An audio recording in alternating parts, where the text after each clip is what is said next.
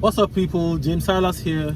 Oris here. And you're watching the James and Oris show. I hope you guys have been following. Tell your friends to tell their friends to tell their families to subscribe, I beg. And their enemies too. And even the people that you don't like, just at least, be nice to your enemies. Subscribe, I beg. We need subscription. We need people to help us grow. Encourage us. That's the only way you can let us know that, okay, well, at least this thing is making brain small, at all, I beg. So guys, yes, it's a new week, new stories, and yes. What are we starting with? Burna Boy? Yes. Wait a minute, what's the that? Trending, the concert that everybody, in fact, that was supposed to be like the one of the last concert. Yeah, the African Dance. That was like almost the last concert. Of the period, of because that it was period, in this year. It was not last year. It was Yeah, this year. you So, yeah, it was supposed to be like the last End of major, year, yes. the last major concert of the holiday of the holiday season. Yes, but apparently of Dirty it was, December. Yeah, it was. And a lot of people were dirtied. Disaster. Whoa. So why am I laughing? I don't know for you. So first of all, disclaimer: I'm a big Burna Boy's music fan. Nobody needs a disclaimer, by the way. Everybody knows everybody likes Big Burna Boy music fan. Music, yes. And yes, I can go and watch Burna Boy for the music, But we all know what happened already. I mean, let's not go too far. Let's go straight into the subject matter. So yes, how would you feel after paying, how much do you think, about 30k that they said they paid? Or I think 30k was the list ticket, I think. So after paying that kind of amount, you stand for 7 and then hours. You now have to wait for 7 hours. 7 hours before it showed up. Before I think they said the thing probably was announced like 8 o'clock. But I think for Nigeria, that is, if they say 8 o'clock on the poster, you show up there by 11, and hopefully by 12 it begins. Burna Boy was said to have showed up at 3:30 a.m. Ridiculous. Purely ridiculous. And I can imagine again, I think a part that people didn't really talk about heavily online was the amount of struggle it would have taken to get to the venue. Yes. As everybody knows, during these holiday periods, when there are concerts, that Eco Hotel area, Eco-Atlantic axis is like unusable. You stay in traffic for hours. You finally, in fact, if you ever finally get there before the table starts, So I've done all of that, and then to go and start waiting, standing for like, what's it called, 6-7 hours. And there are people who paid 100,000 naira for that as well. Well, apparently Nigerians, at least some Lagosians, have a lot of money. That is fine. But generally speaking, 100,000 naira is significant money in our country. So if people are paying that amount of money, standing, waiting for 6-7 hours until like somebody shows up, I think it's incredibly disrespectful. And for him to then show up, from videos I saw, he showed up. Honestly, he said in his first few words on stage was that sorry about I love you guys. That's, that's exactly that. Shay Vibes, the new artist, begged him to wait. Begged him to wait. Apparently, he was there since. Begged him to wait, and then subsequently he came out. And if people are still hating him, or if people don't like, he loves everybody, but if they don't love him, God will punish you, as he said, And of course, he made reference to the two things he has been, no, not to just the one thing really, he had criticized for over the past year. The thing that happened at Kibana, where they said somebody in his entourage has shot someone else in the club, you get. And then he said that people accused him of killing somebody in Kibana. People accused his mother of also being a dancer for Fela, and yet he still decided to come and perform for us. I didn't know that one pissed him off though. Apparently it did. I didn't know that. Apparently, yeah. So I mean, yeah, you're right. When he said, I was like, okay, we didn't realize that, because the gist or the rumor of his mom being a dancer for Fela has been on for years and years and years, Yeah. But apparently it rubs him off badly, because I had no idea that he didn't like the thought of his mother being associated with Fela's backup dancers. So I'm just like, okay, I didn't know that part. But apparently the Nigerians, you people have sinned against Burna Boy for talking about his mother in such a way, his mother was not a dancer and he doesn't like you. So take note, shut your mouth, don't be spreading rumors about Burna Boy's mother dancing for her. So now at least the record is clear. Burna Boy's mom, but that's something that we've seen, like I've seen like way back, that Burna Boy's mom did not dance for Fela. So I think a lot of those insinuations were from the fact that, from Burna Boy's style, from his affiliation to the dad, his grandfather being what's it called, Fela's former manager. Yes. In all of those connections, people were just trying to connect Burna Boy I and still the mom think to that I think there is still a part of it that is not fully true, but she did something. I'm sure she did something around Fela. No, it's not. She doesn't need to do anything about Fela. No. Her father, I mean, as it is, her father was Fela's manager. So yes, she would have been in the same circle. Yes. My point is, did she at some point sing? No, she did not sing for Fela. I don't know that. They made it clear. I mean, even with her. Oh, she said that. She said, "Oh, I don't okay. This is my fault. I have." She never danced for Fela. She did not do anything for Fela. She didn't do anything for Fela. But clearly, she walks around that circle. Yes, she was in that whole space. Exactly. Happy New Year, bro. And so clearly, she walked around that circle as, I mean, my father works with Fela. Do you understand? I will always, just the same way Fela's children would have been around every other time with what's his name? But we know that good thing you mentioned it. Yeah. Yenny was danced for Fela now. Yes, we understand. That's Fela. But we have to also be sure that Yenny danced for Fela as part of his dancers. I don't know if Yenny danced as part of Fela's dancers. Okay, so that's a good point. That's a good point. Do you understand? So we don't know, but we know that in the premises of these things, as a great superstar like Fela would have had a lot of people around him, because even till Fela passed, Seun wasn't playing officially for the group or for the band. I know that Femi was part of the band. We saw but he left actually. But regardless, but we could see him looking at Femi on stage, or Femi was part of his entourage or was playing for him as well. The same way we saw what's his name, Femi's son, Made, playing with Femi. And then now, so I mean, it's just like if you walk around that premises, anything could have happened. So, but we don't know. We don't know for a fact, but I'm saying anyway. My own view is that there is no smoke without fire. So you are right. Her father was managing this man, so she probably was around them one way or the other. Well, in whatever capacity, we are not really sure, but something was there. That's all. But anyway, to come back to Burna Boy, the fact of the matter is that I feel like Burna Boy has proven several times that having an immense musical talent doesn't translate into good behavior in any sense. Because honestly, it's true. Because I feel like he's kept on doing this stuff. Either he's perpetrating it himself, like kicking people off stage, for instance, or matching their like here. There was a video here exactly matching their stamping on their face. We don't know if he stomped on that guy's face now. We know that there was a movement. The video that I saw, I didn't see that he stomped on somebody's face. This man is trying to create all excuses. No. Let's be factual. I want us to talk with facts. Yes, we did not see that he stomped on somebody's face. But yes, there was a movement that he did like this. The point is this: we have seen Burna Boy stamp on somebody's face before. You remember that one? No, I mean, 2-3 years ago or 4 years ago, there was a video of Burna Boy forcefully stamping on somebody who was listening to him. We also seen Burna Boy ask people to leave his show stage. He doesn't because like he wasn't on stage. Not stage. No, this one somebody was there. I don't know what the person did to him, but it was like, I don't like your face, something like that, and he was asking the person to leave his concert. When the person left, I don't know, but he did that on stage. This is like years ago. This time we saw somebody was attempting to climb on stage, and we saw him use his feet to dissuade the person from actually climbing the stage. My point is just that Burna Boy clearly has a violent streak.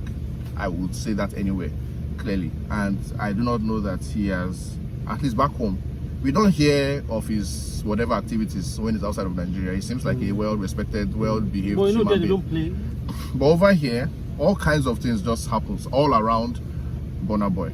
So I think we respect the man's talent, but I feel like there is something seriously wrong about the way he behaves towards his Nigerian fans, or maybe even towards in Nigeria, generally speaking. There's just way too much.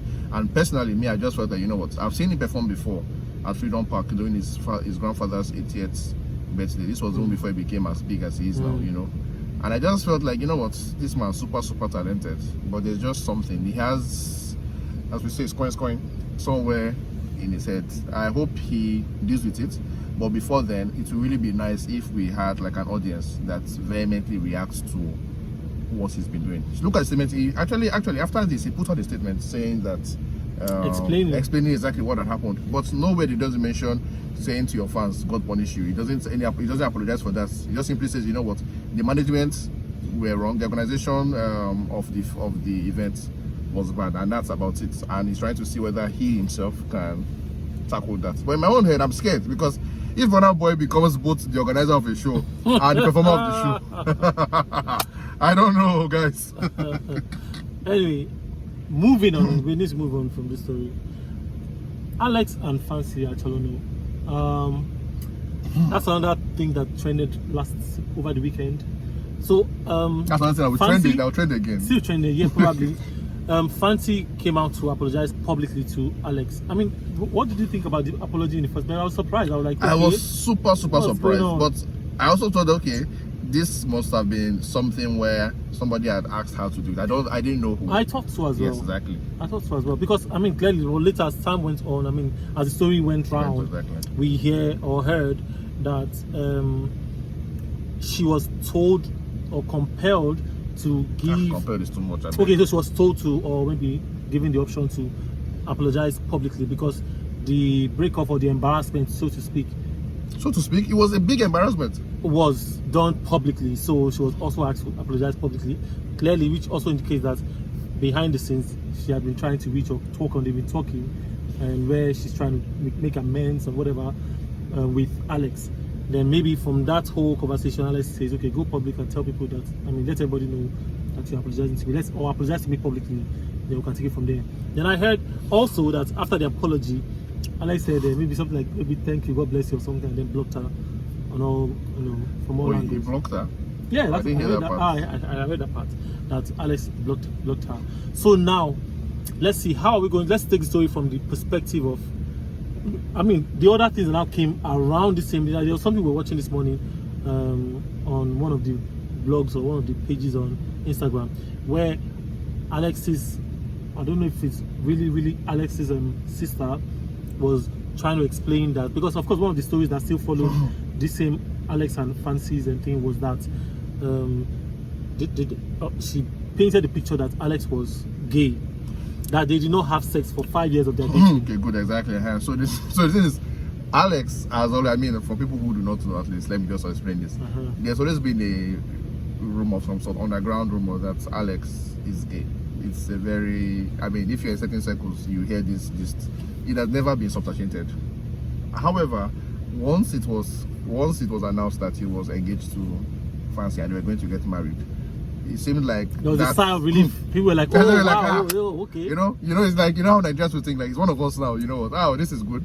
And then it turns out now that when she called it off that first time, people have said, hey, we said it. You know, but she herself too put inside it that it was time for them to leave each other, and then that she wants everybody to go and leave their truths. Now, if you know how these words are used together, you know that a lot of people who talk about people who are gay say, you know what, they need to leave their truth in public, which means, of course, if you are gay, whatever it is you are, be proud to say it publicly, you know, to act like it is, or act like it's publicly. So when she had this thing in her notes, people were like, okay, this is the woman they wanted to marry. So if she's telling us this, it's clear that it is true. So that was the first stage of this thing, of this whole gay. So that now even pushed it more. So you can remember that time, a lot of comments you see online will be like, they don't confirm him. This guy is gay, you get? So I think that for Alexx, who didn't say anything throughout that period, even till now, exactly, you know, I think for him it was like, man, an embarrassing thing, because the truth is, we don't know if he's gay or not. But whatever it is, he has never said anything about it publicly. So, but then to now have somebody helping him to, in quotes, reveal his truths must have been very, there's no word I was putting it. He's a public figure in a country that has jail term for people who are gay. Even in the culture, and even the culture itself, like that, has a very, very big problem with the idea of being gay. It certainly means that this is an incredibly embarrassing position for him to have been in, you know. And so, but that all of that seemed to have been gone when she came back and made this apology. So I was telling you about the video we saw online this morning. Yes, and the sister. That with the sister saying that, that even when they made up, after they made up, that Fancy told her that they even had sex. So, and then she emphasized again and kept repeating the fact that Alexx is not gay. We don't have that kind of thing in our family. you know, I mean, the way she said it, it's kind of a thing. Well, like I said to James often, I was like, I don't know that if people get back together, one of the things they do is that they go and tell their sister. Yeah, the girl in question go and tells the guy's sister that they had sex. It seems to me like a very weird conversation to have. I can't imagine my any girl I've ever been with talking to my sister about having sex with her brother. And is it possible that Fancy was actually in Nigeria when all of this was happening? Do you understand? She's a rich kid, she can be anywhere. So I'm just thinking that, okay, maybe if she was in Nigeria, then yes, there was a physical, you know, we would have had a conversation physically, like, why can't we just even do a video on where I'm apologizing to you? Okay, do you know what I'm saying? Like, since we can see if you are talking, because even with the way the sister has said, oh, that's even when they made up, that means she was probably clearly the same, or maybe in Nigeria. I know, but they could have also flown to, anybody can fly down. He could have flown there, she could have flown there. They have money, I think. So I don't think that the logistics would have been a big problem for them to like walk. You know, I'm just even trying to, you know, connect the aspect of say, okay, after we made up, we had sex.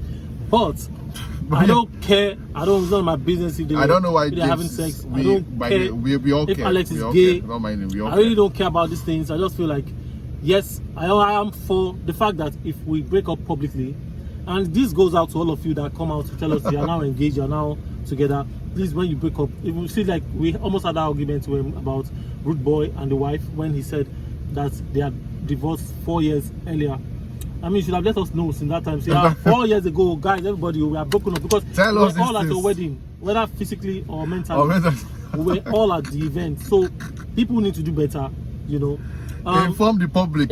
So now you understand why people were saying that, oh, if Basketmouth is actually whatever, why is he talking about it in public? Yes. You understand why he's doing that before any other blog? Because once you let the gist leave your hands, it's really out of your hands, so it's really out of your hands, you know. So it's like, if these things that are like in quotes, major events in a celebrity's life happens, it is in the celebrity's interests to come out already and come and say it. We get our before we get a distorted version. If you can keep the gist from anybody, that's fine. But if you know that there's a chance for it getting leaked, you better be the person who is putting it out. Do a press release. Public. Let us tell know. us. That's all. Exactly. For the first and final time. Exactly. Like you have to go Basketmouth's format.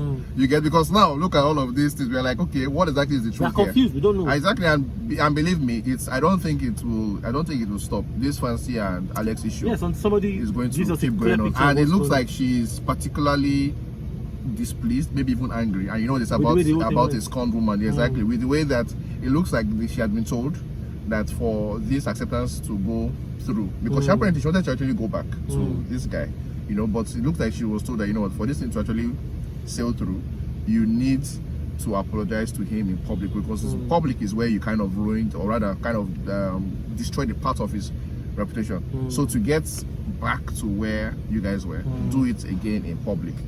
She did it again in public, and guys like, what, nah, sorry, and the guy blocked her. We are not going back. Yeah, so that's can we just move really on already? Let's move on already. Psquare are planning or plotting to release a new album.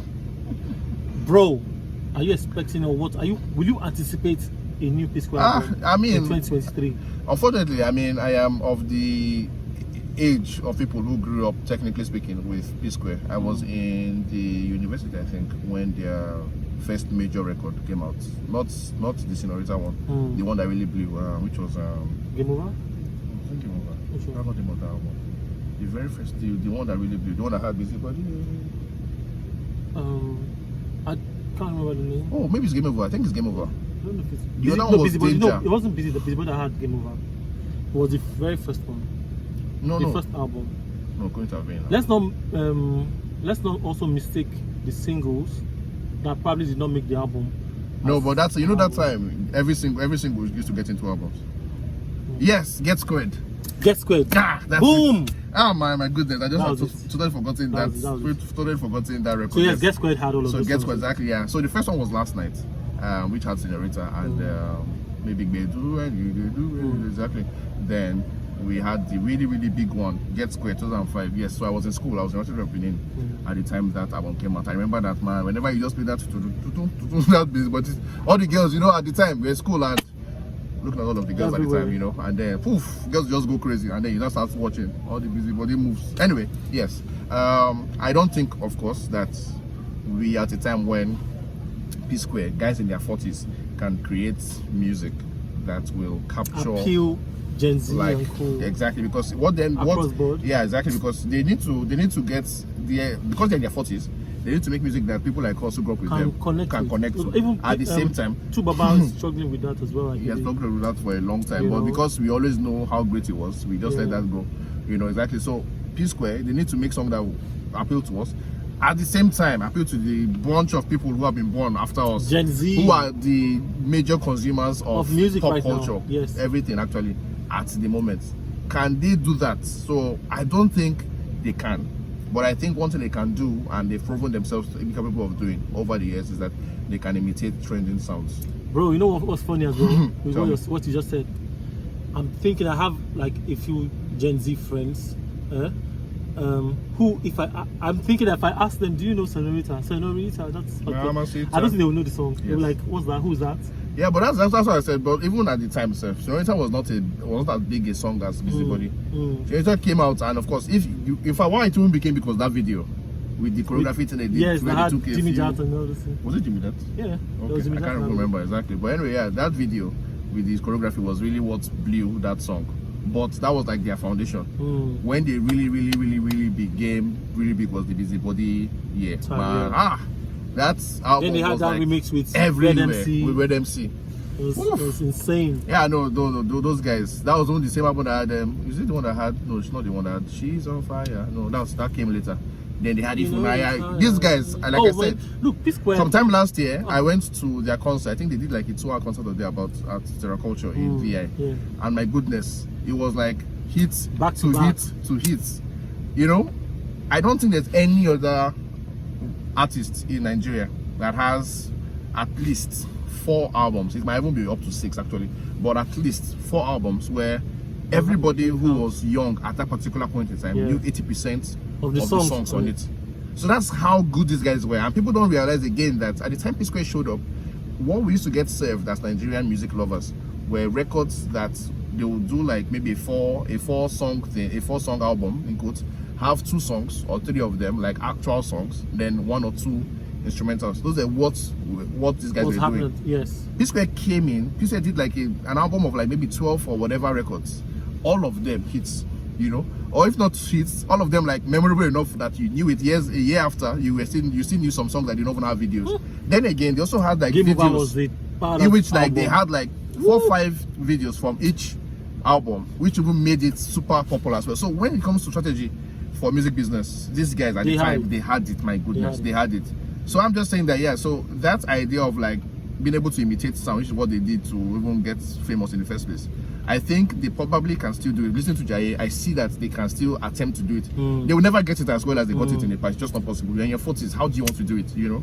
But I think that if they manage expectations, they don't expect to be, I don't know, 20 artists for like even 1 week, I think they will be fine. That's because one of the things I'll be interested in is even with the songwriting, because sometimes. But they've never really put that's what I'm saying. That so see the fun thing is that, you know, when you look at what you just said now, in your 40s, we're not talking about popping champagne and. Do you understand? But that's not what they're doing. That's what they do. That guy song make me happy. You know, so sometimes because we start checking you for at your age, you know. At your age, what are you? this is just being wicked, yeah. Because I'm just saying really. Why is it not as you get older, as men? It's when you get older you can afford champagne. So why not sing about it? I don't know what this is talking about. Bling bling, you know. If these guys on the internet, they're always telling us how rich they are. So I don't think that the idea of like telling us exactly in the songs themselves, they say that, you know, we have money. So yeah, so I think if they can imitate some of the sounds, they will be successful. But there's no way. I don't think they should be hoping, or their management should be hoping to ever bring them to the level they were before they broke up. It's just not possible because. No, Psquare, they're too big. I don't just keep fingers crossed. But we'll still love them. I mean, what will still happen at the end of the day, no matter what they put out, really. If you call them for a show, we'll still have to get a taste of. No, when it comes to shows, I honestly think that Psquare can do a successful tour across Nigeria. Absolutely, Africa. I mean, they've been doing it before, so they will. They still, even internationally. If today they announced something at a hotel, again, remember that the people who know Psquare the way we know Psquare are people who now have come into a certain level of financial independence. Yes. So it means that that we can say 10k, 20k, 30k for like regular tickets. People of our age can now afford. Of course, at the time, I'm not sure that would have been possible, but right now they can. So what I'm saying now is that they might not need Gen Z the way we expect that they need Gen Z. Yes. Yeah. Yes. So I mean, moving on with Alice for Psquare, but tell us what you think about, especially if you're a fan of Psquare, wherever you are in that divide, Gen Z or let us know. Late bloomers or whatever. Let us know if you are looking out for a Psquare album. What do you think? Yeah. Now let's go to the final story we have on our table today, which is the announcement of another installation of I'm rolling my eyes King of Boys. Please God. King of Boys. So, but the spicy thing about the announcement is the fact that they showed or gave us they did not say it, they but didn't say it, they showed Seun Kuti. was just sent was more like selling it was that Seun Kuti might be part of the next installation of King of Boys. And then we were talking earlier, on air, and said, I really think that it would be nice to see Seun Kuti on the big screen or whatever on TV on this particular show in the context of what King of Boys is about. Yes, see Seun Kuti, I would like to see how Seun Kuti will or what character he will play. Now let's not also forget that we have a strong character like Makanaki, played by Reminisce, who was a very powerful personality in the King of Boys installation. So, and he was also crowned to be the next king of that table. Yes. Remember? Yes. So now, what role will Seun play? What will he be a villain? What exactly will he be playing in this whole thing? Because when you look at Seun's position, Seun's person, even on social media, was a person, as an artist, even when he talks and stuff, Seun is a tough talker. He's a fearless person. He has this disposition of he's a rebel, he's a villain as a person, not to people, but to bad politics, to bad leadership, to everything that you can think of, So, but when you bring him into King of Boys, understanding the story of King of Boys, what exactly do you think that he was going to play on this show? And I mean, what do you think about the inclusion of this is just it's a hint that Seun will be part of it. We don't know who else. We might have new characters and stuff. Yeah. But what do you think about? First of all, these are two questions. Right. What do you think about a third installation of King of Boys? And then what do you think about Seun? So we have to run it quickly. Yeah, I think first things first. Let me talk about the Seun bit before I get to the film. I think you are right in the sense that Seun is like a rebel, and I think he also has that. I will watch his videos. The force with which he speaks when he's unhappy about something. I think that if you can harness that thing and put it into a character, I think that would be quite impressive. Cool. For the film itself, for the I don't know, because we don't know, is it a film, is it a series? We don't know. They found a way to translate King of Boys into multimedia, so we no longer know what we will get. Maybe it's a cartoon. Anyway, the fact is, I thought that the very first installment, the film itself, was like a new Nollywood, one of the new Nollywood impressive films. Yes. I feel like maybe it's in the top 10 or top 15 films done by new Nollywood. So I was very impressed by that. I think the series that came after it was a pure cash grab, and it was a disaster to my mind.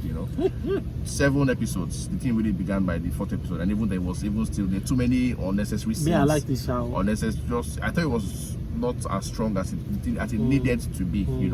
And then to go from that into a third part. I'm tired of the series, but I'm also willing to give it a chance. So if, like I said, I've said this on radio, if Kemi managed to bring somebody who has an influx, a new creativity, whatever, into it, maybe it will be better.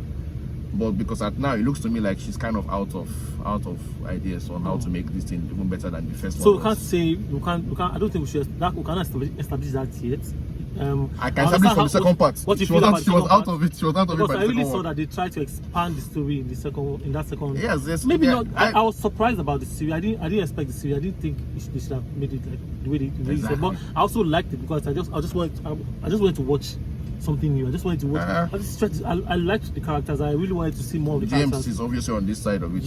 I'm on this side. But on the third one, after giving us a 7-episode series, do you think you'll now come and give us just one for the third? I don't think so. Yeah, I think again they will expand it again with Netflix money. And I was also saying that I feel like she was trying to justify whatever amount that would have been put down for the project. Yeah, of course, I'm sure Netflix. I think Netflix strategy now for Nigeria is like heavily series driven. So of course it should probably be a series. So I mean that would be more streaming, I believe. I think it's more of a business move than just wanting to put out something, because you get to stream more, you get to spend more time. Of course, yes, that's Netflix thinking. Like, you know what? Yeah. Because if you watch only one, you say, okay, you might watch the second one more time. I mean, look at Far From Home, exactly. Yeah, and of course, Far From Home's success, I think, would lead them to feeling like, you know what, the strategy to like focus on series is paying off.